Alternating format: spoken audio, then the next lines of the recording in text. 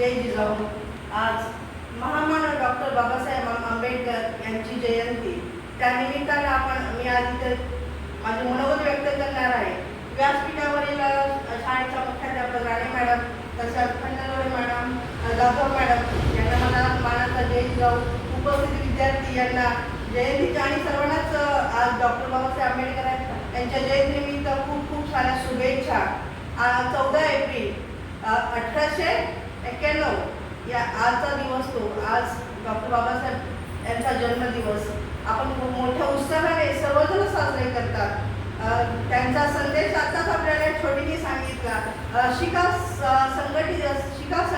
संघटित व्हा, संघर्ष करा, हा त्यांचा संदेश आहे। पूर्वीच्या काळीचं वातावरण खूप वेगळं होतं। त्या काळात अस्पृश्य दलित यांना एक वेगळं वागणूक दिली जायची। त्या काळात तो काळ कसा होता, त्यावेळेस ते मनुस्मृती म्हणा किंवा उच्चवर्णीय हे लोक होते ना, त्यांचे काही नियम होते, त्यामुळे ह्या लोकांना खूप सारा त्रास होत होता। आणि आपले हे डॉक्टर बाबासाहेब आंबेडकर हे अतिशय हुशार आणि अगदी साध्या घरातून जन्मलेले गरीब घरातून होते। त्यांनी खूप सारं गरिबीतून शिक्षण घेतलं आणि त्यांना हा बदल करायचा होता की जे ह्या चालीरीती हे जे भेदभाव होते याच्यामध्ये त्यांना बदल करायचा होता। त्यांनी खूप प्रयत्न केले आणि मला वाटतं त्यांना यश मिळालं। आज आपण जे आहोत सगळेजण एकत्र आहोत आणि सर्वजण एकत्र संघटित होऊन आपण जो संघर्षच करतोय, अजूनही आपण जगतोय, हे अभिमानाने एक मानाने सन्मानाने सगळ्यांना जगण्याचा अधिकार देणारे आपले महामानव डॉक्टर बाबासाहेब आंबेडकर यांच्याबद्दल बोलण्यासारखं खूप आहे, पण मी थोडक्यात व्यक्त करेन। त्या काळी अस्पृश्य दलित या सर्वांना सार्वजनिक ठिकाणी जाण्याची बंदी होती। शाळा म्हणा, मंदिरं म्हणा, काही अशी सरकारी पाण्याची ठिकाणे म्हणा, तिथे जाण्यासाठी त्यांना बंदी होती। खूप कडक नियम होते। त्यांना पाण्यासाठी बनवून खूप लांबून पाणी आणावं लागायचं। हे पाण्याचीच फक्त गोष्ट नव्हती, सगळ्याच बाबतीत त्यांना एक लिमिटेशन होतं आणि त्याचा हा सगळं बंद करण्यासाठी डॉक्टर बाबासाहेब आंबेडकरांनी उठाव करायचं ठरवलं, हे नियम बदलायचे ठरवलं आणि त्यांनी ते अनेक घटना लिहिल्या, अनेक काही गोष्टी त्याच्यामध्ये आणल्या आणि हे घडवून आणलं। आणि त्याच्यासाठी त्यांना ज्या त्यांच्या विचाराच्या लोकांनी त्या महापुरुषाला साथ दिली, खरंच त्यांनाही मानाचा मुजरा, कारण त्या काळात त्यांच्याबरोबर असणारी खूप कमी संख्या होती, पण ते हरले नाही। त्यातूनही त्यांनी मार्ग काढला आणि सर्वांना समान न्याय देण्यासाठी प्रयत्न केला। त्यांनी फक्त दलित आणि अस्पृश्य ह्यांच्यासाठीच काम केलं नाही, तर त्यांनी सर्वधर्मीय सर्वांसाठी कार्य केलं आणि शेतकरी वर्गासाठी सुद्धा एक विशेष कार्य केलेलं आहे त्यांनी।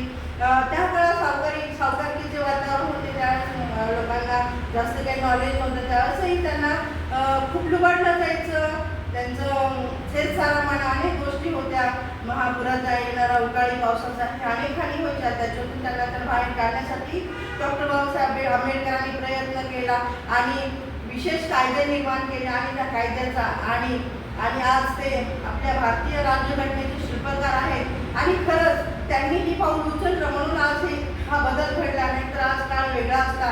खरंच ह्या लोकांनी उच्चवर्णीयांनी खूप त्रासदायक वातावरण करून सोडलं होतं, पण त्यांना न घाबरता न डगमगता आज मला खूप अभिमान वाटतोय की त्या काळात ते पाऊल डॉक्टर बाबासाहेब आंबेडकरांनी उचललं, त्याचा खरंच अभिमानच आहे। ते महान पुरुष आज नसते तर महाराष्ट्र हा देश घडला नसता, आज काहीतरी वेगळं चित्र असतं, पण अशा महापुरुषांमुळे आज आपण आहोत आणि त्यांना नेहमी स्मरण केलं पाहिजे आणि त्यांचे आदर्श घेतला पाहिजे आणि मुलांपासून ते मोठ्यांपर्यंत सर्वांचे घेतलं पाहिजे। आणि त्यांनी जे संविधान केलं ते सगळ्या समता, बंधुता, सगळ्यांना एकत्र आणण्याचं त्यांच्या त्या संविधानामध्ये आहे। आणि ह्या त्यांच्या नियमाचा त्यांनी जे लिहिलेला त्याचा अभ्यास आणि त्यांनी जे काही त्या देशासाठी आणि राज्यासाठी केलं, मानवासाठी केलं, हे खूप मोठं कार्य आहे आणि त्या कार्याला सलाम आहे।